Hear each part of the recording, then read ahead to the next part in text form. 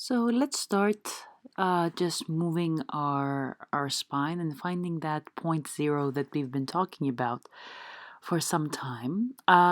Consider this not like a warm up that you would do in the gym, but more a warm up of the mind, preparing yourself for the practice that is going to follow. So maybe you don't have issues with the posture. Maybe you can safely skip this and you know exactly when we say point zero where you need to be. Or maybe you feel that you need to, stretch a little bit or get your body into the spirit, Uh, it is more of that sort of focus than anything else. So we don't really need that much of a warm up, as we would say in fitness for tango. But it's always good to prepare ourselves for what we are about to do. Get into that groove. Let's put it that way. So a few suggestions for these waves. First off, make sure that you adjust them to your range of motion.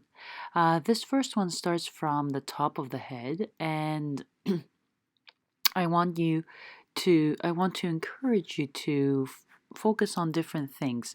You can focus on the spine itself.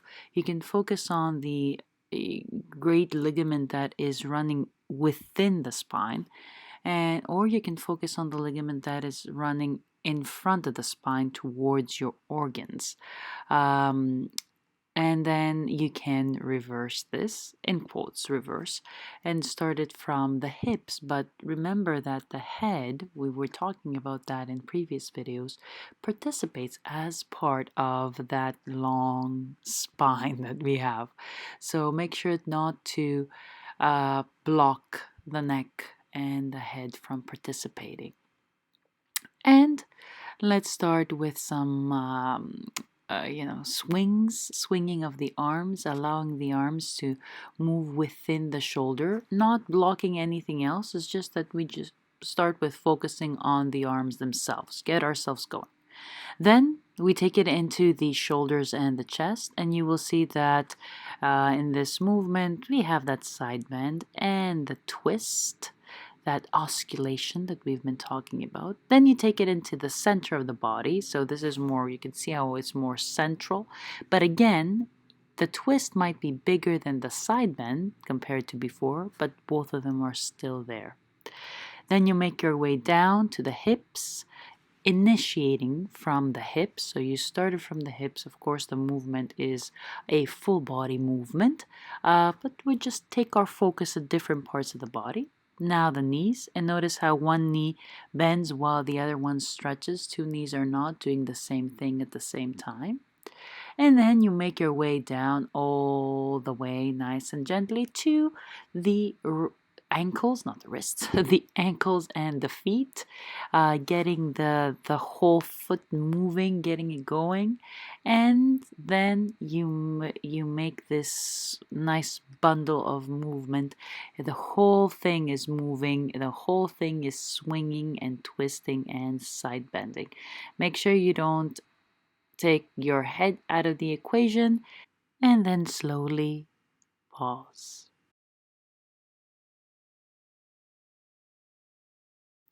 So from point zero position, we come to this position where we're ready to move forward. Our weight is over the middle of the foot. We're not falling back or too far forward. Watch out with the body so it's not falling forward too much or being really straight up like this. So from point zero, wherever your point zero is, you then engage the back of the leg, activate the calves, the hamstrings, the glutes.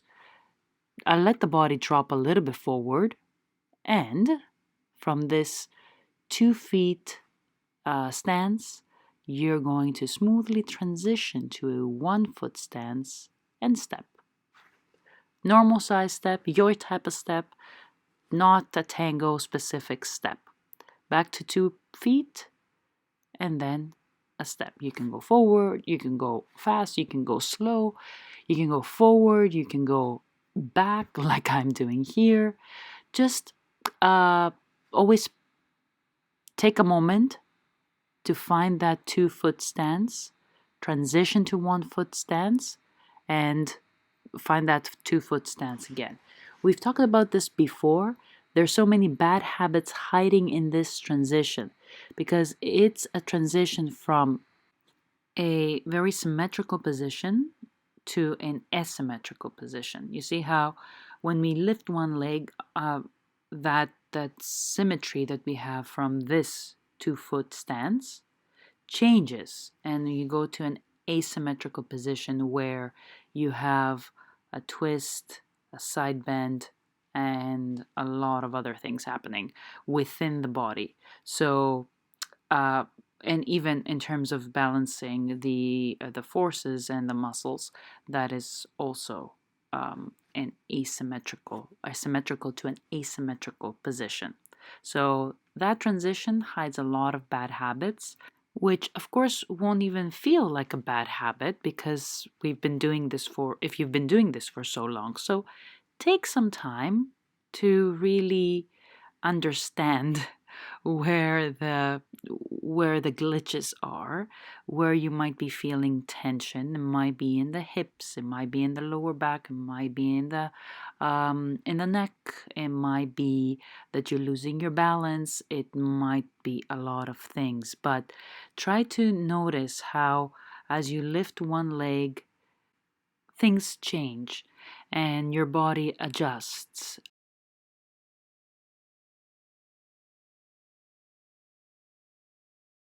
Taking a closer look into that adjustment, leg swings. This has been my favorite exercise for quite some time. Try to not use too much the quads or too much the glutes to create this swing, but this is your check. You can try to notice if this leg is actually relaxed. Then you know that you're actually using the psoas to create this swing. You will also notice that if you're actually letting that leg give in to gravity and you're not engaging too much muscle to create this movement, your heel will swing towards the midline, which creates the pattern for the step. Maybe you'll see it a little bit better once I take a pause on this side. How the heel, because of gravity, because of how gravity works, is twisted to is more towards the midline, more towards there we go. And the toes are more towards the outer part and as well as the knee. So you want to let that swing happen from the psoas, and you want to also identify how the leg moves inside the hip in response to gravity. All these things come into this, gently making our way to pivoting. So let's see. One leg, doing something different compared to the other, like we saw before. Then the knees, respecting as they're bending, we are respecting the hip axis that we were looking at before. And then from this action position, we can decide actually on our direction and either go into a back step or into a forward step like I did before. So how you how you allow for the knees to arrange and how you keep this action position that we practiced on before is key to making this exercise feel smooth. So if you're falling too far back, as we saw before, if you are falling too far forward, if you're engaging more the front of the leg compared to the back of the leg, if you're not allowing for the knees to align, to drift out a little bit, but not too much, and you're pushing them in or try to keep them square. If you are, what other options? If you're not letting one knee bend while the other knee stretches, So all these things will create glitches, will create tension. When you notice tension, take a moment. Maybe it's not obvious why tension is there, uh, and try different things till you find what is the the problem. What is that it causes the glitch, the tension?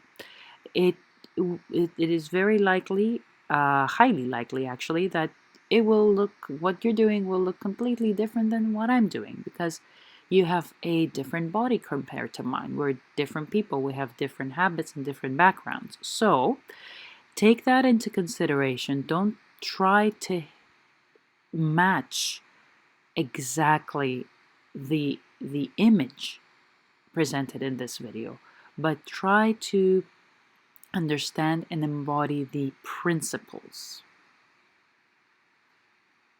So, um, full body movement and participation of all the body systems.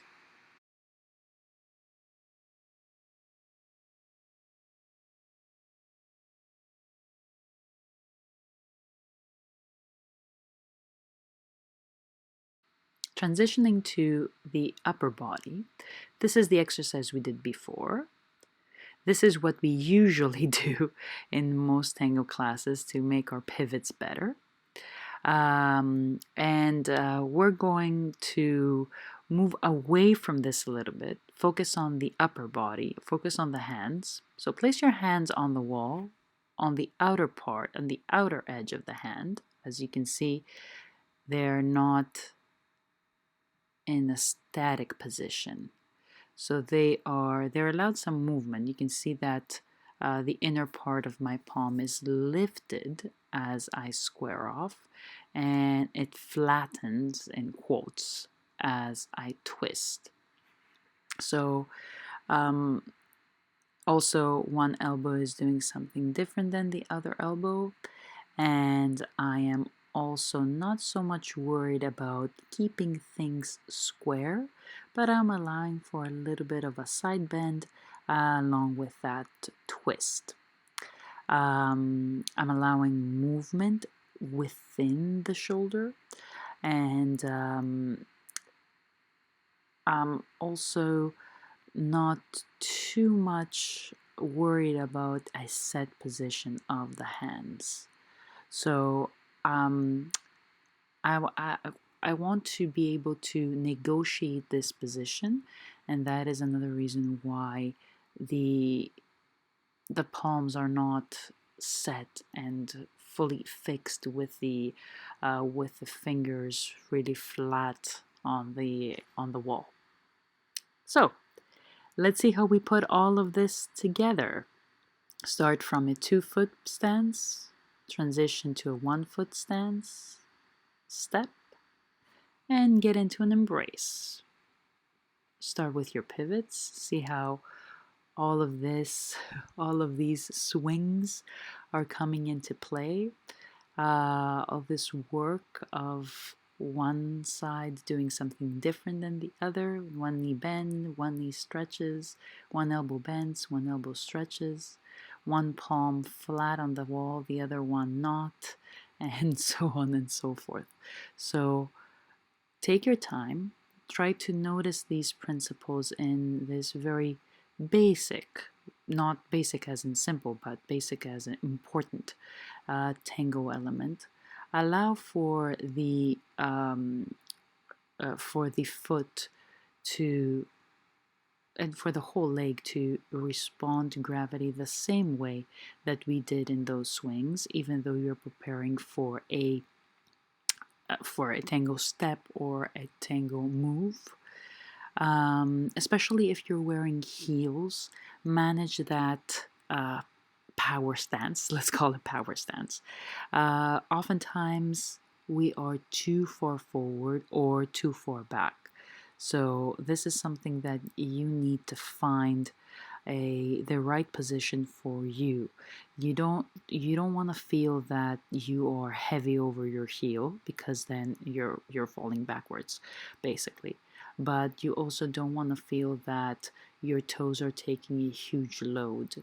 So just like we talked about the hands, the feet also need to be in a position to negotiate, especially the feet, because this is the dance for like a foot dance, right? So you always change the placement of your feet. So being too far forward and grabbing the floor with your toes is might be useful if you are in a set position, but here you are always in transition.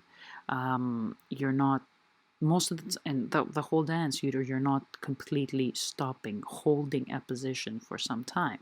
So it might be to your better interest to avoid this, but also this, falling too far forward with that heel slightly lifting off the floor. So the heels are there to support you. Don't fall on them, but also don't avoid them completely.